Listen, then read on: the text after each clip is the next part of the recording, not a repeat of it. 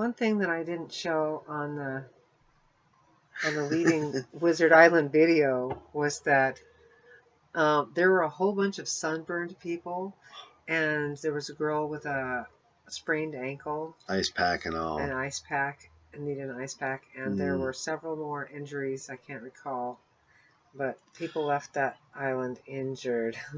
Stings, scrapes, bruises, right. all kinds of. It's not a very hospitable place, if you're not prepared for how rough that is. So be prepared. It's totally worth going, but just be prepared. I think the most important thing that you could bring or you could do that we didn't would be some sturdy hiking boots. Yes. Some sturdy hiking boots. Yes. Steel shank. Oh, and a hat. The hat. You notice how we were wearing hats? Definite hat. And some people were wearing hats and some weren't. Everyone that did not wear hats got a sunburned scalp. Ow. Yeah. Yeah, a hat is absolutely essential. Completely, because otherwise you're going to get cooked. Yep. Tops of your ears, if you got short hair like me. Something about that, being that high up. There's less atmosphere, there's less protection. There's more UV, so be aware of that. Now, on the way back, the batteries of everything had finally died, and so there was a few things we didn't get to film, and then we didn't film the hike back up. But let me just say, it's if you're out of shape, it's an absolutely murderous hike back up, because it's a mile. It's 1.1 miles down. Yeah. But it feels like about 5 miles back up. Yeah. And with the gear that we were carrying, it's pretty steep too. I mean, the switchbacks are few, but they're deep, right? So be ready for some long climbs. And since we've been in our RV, been living in our RV full time since about the middle of December, I've put on about 40 pounds. And I think it's just, because there's not a big house that I have to move around in. I mean, just to go to the restroom, from my workstation to the restroom, is just, it's right there. A lot less space. Yeah. So wasted space to heat and pay for and clean and maintain. Mike did great. He did great. He could have carried my pack up out of there too, but I stubbornly hung on to it, and we hiked up out of there, and we made it. I made it alive. But I tell you, something that's began to happen as we started the climb up out of there. And this was toward, it was late afternoon, and it took us, I don't know how long, an hour and a half? Something like that. About an hour and a half to hike up out of there. It's probably about a 30-minute, 45-minute hike down, and it took us twice as long, which, would be about normal, but there I am carrying this heavy pack and full of gear, because I was expecting to carry back fish. So we've got all these ice packs and these thermal envelopes and our fishing gear, so on and so forth, stuff to protect ourselves from the heat or the cold. Yeah, got to bring layers. Layers. They tell you, right off the bat, it's going to be colder on the lake, supposedly. So bring, it might be warm up there, but it's going to be colder down on the water, apparently. Well, we did not find that to be true. So it was way, warmer down there. But apparently, according to the ranger, that was one of the few days where it isn't like really windy down there on the surface of the lake itself.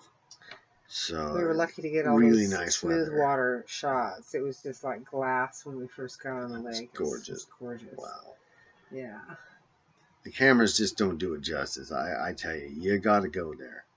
You do, because put that on your bucket list, and don't skimp the boat tour. Go out to the Wizard Island, listen to the whole deal, because it's worth it. Hat and hiking boots. Absolutely. Dirty hiking boots. Don't not bring those. Don't think you won't need them. You serious hiking boots. It's inhospitable terrain. A great big, just as you saw, a pile of volcanic rock. And young volcanic rock, too. We didn't bother to do the hike up to the top because so many people do. It is a smoother trail. It's not all rocky like that, but we've seen pictures of the inside, and it just didn't seem that interesting. And we talked to an old man that was there and hiked around, and we said, yeah, what was up there? And he said, it was a hole. He was not impressed. So yeah, I saw pictures of it too.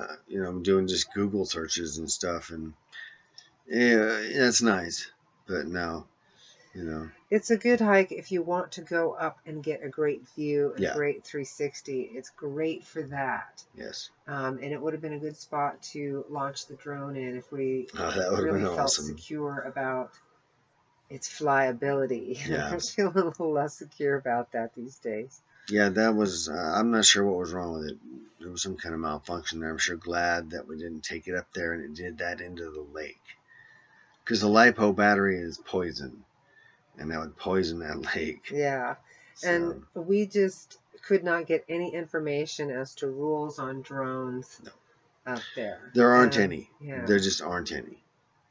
It's just no rules at all. So Mike had the drone in his backpack, and I had a lot of fishing gear and lunch in my backpack, and we both had like extra layers of clothing and things like that, and stuff for survival. Yeah, right. Into unknown territory. Right. Just didn't have the right shoes. No, that was the big problem. So, right, because as far as that went, definitely hard boots. For sure. No, I was born and raised in the Wallowas, and I've been to the high lakes as a kid, just hiking, and there's trails. That's not even as rugged a terrain as it was on Wizard Island. No, the trails end. I mean, it's like Oregon builds trails, big, wide, freeway-like trails everywhere to everything, except there. Except there. No doubt. Was that surprised? I grew up here. I was that surprised that there's just nothing. Once you leave the dock, once you leave that little gangplank, end of story. You're on your own. Pretty much. I mean, there's kind of some worn areas where people have picked their way through, but that's it. I grew up near Hell's Canyon. Okay, this little tiny island in the middle of this gorgeous lake was more rugged, brand new than island. Hell's Canyon or any other terrain in the high lakes or anything like that of Oregon that I've ever seen or been to. Yeah.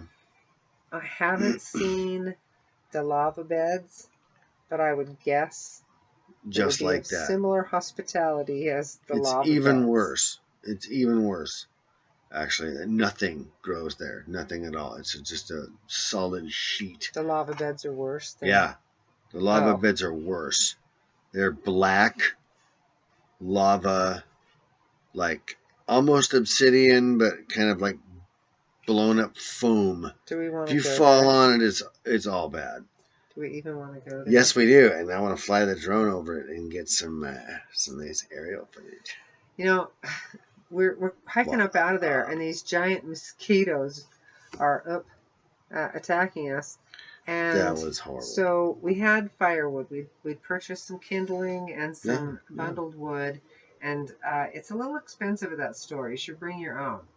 Yeah. We really weren't planning on anything like that, but we thought, that'd be nice. So on our last night there, we were going to go ahead and do that. Huh. But the mosquitoes at night are thick there. Voracious. And they don't come out until about twilight, and so you want to be inside your RV. Yeah. Then, or at least when we were there, you want to be inside your RV. Yeah, you want to go there later on in the year. Apparently, the mosquitoes lay their eggs in the snow. So. You want to tell about energy? Yeah. Energy usage for boondocking, probably the most important part of the reason we're boondocking. Here's the deal on the energy usage. The first night, I turned off our, the 110 switch and turned on the propane switch, the 12-volt system for the water heater.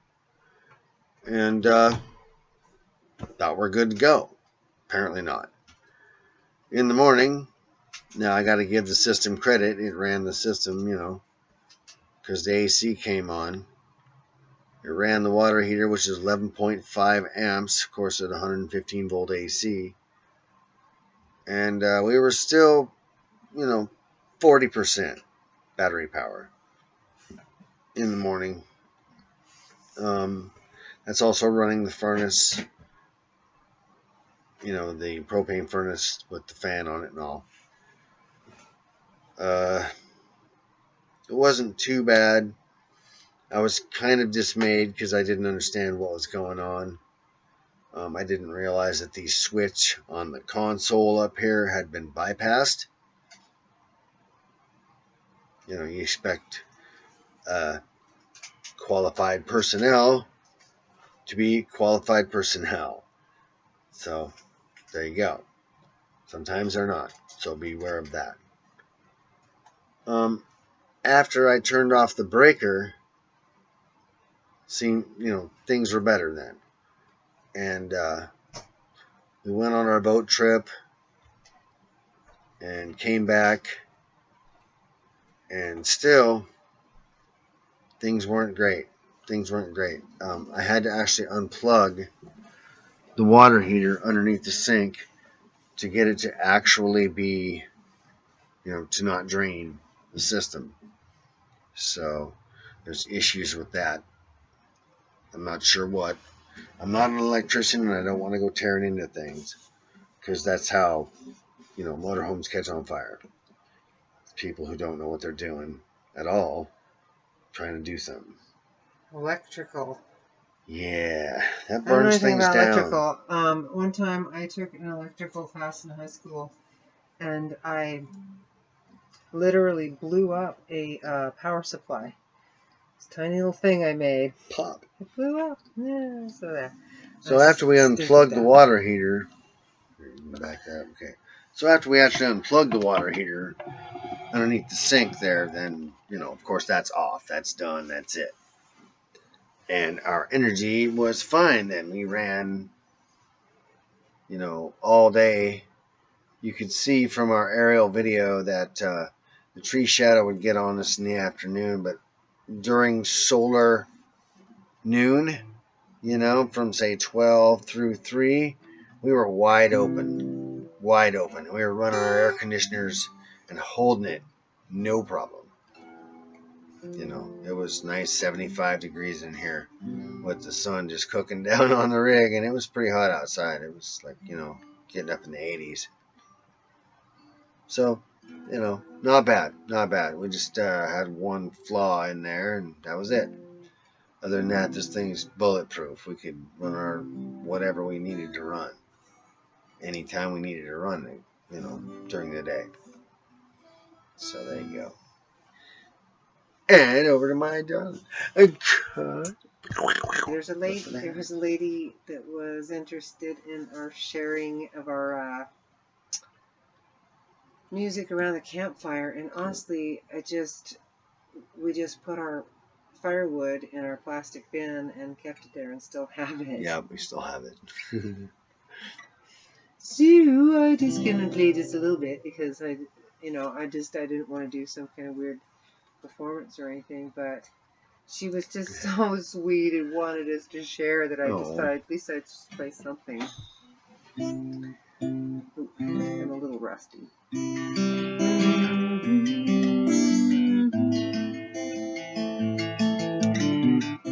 I don't even know I think I'm out of tune. Not bad.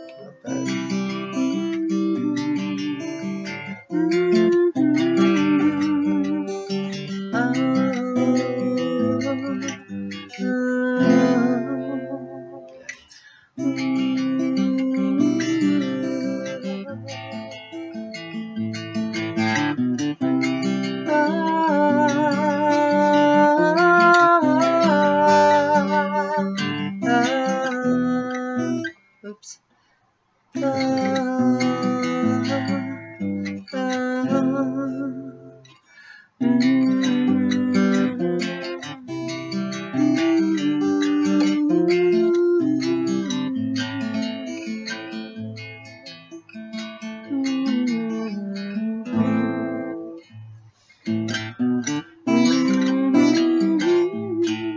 Oops.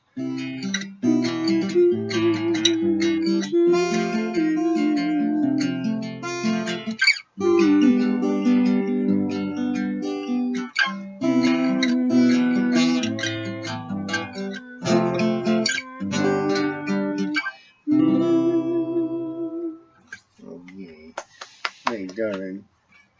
Pain in the measles. I know. But you know who plays even better is husband. Husband knows nothing. Husband plays even better. I don't think I've ever played your guitar.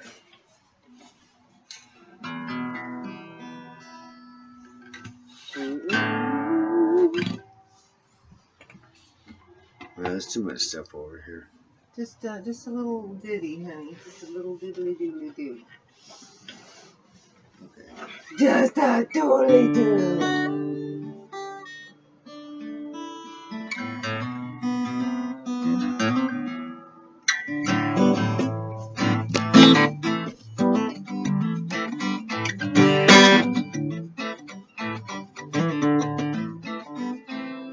Yeah, it's pretty good action.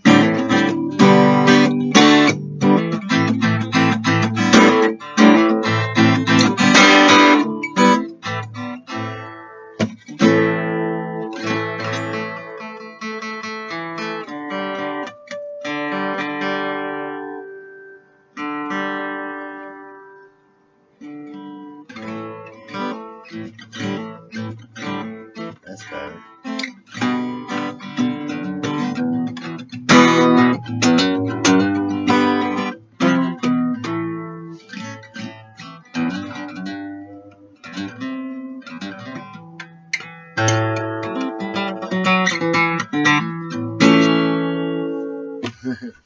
But I digress. We got caught up in real life and stopped playing so much. So Yeah. we play together all the time on the cord. Raising kids happens, life happens. But we did have fun. Yeah, we We had a did. lot of fun. We were fun at one time. No, I don't mean that. I mean we had fun playing. We had fun. Is there anything else we want to talk about?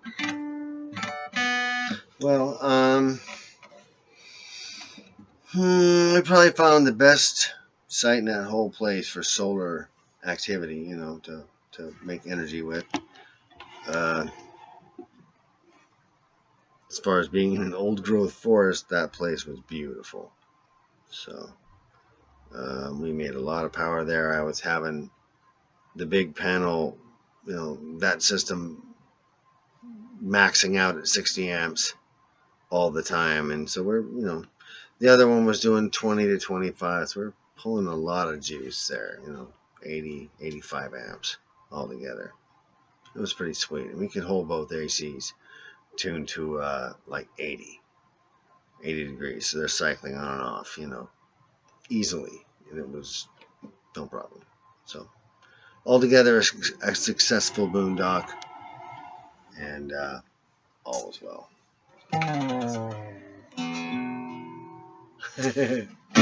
Me.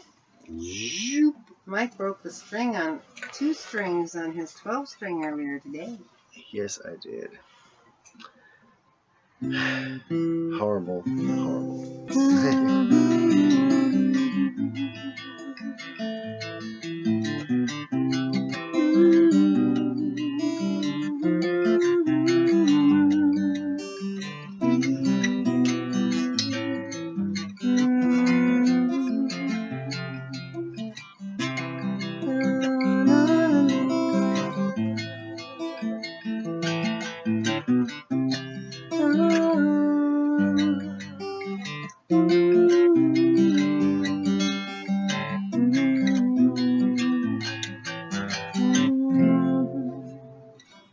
That's not the song I was trying to play. This is not the same.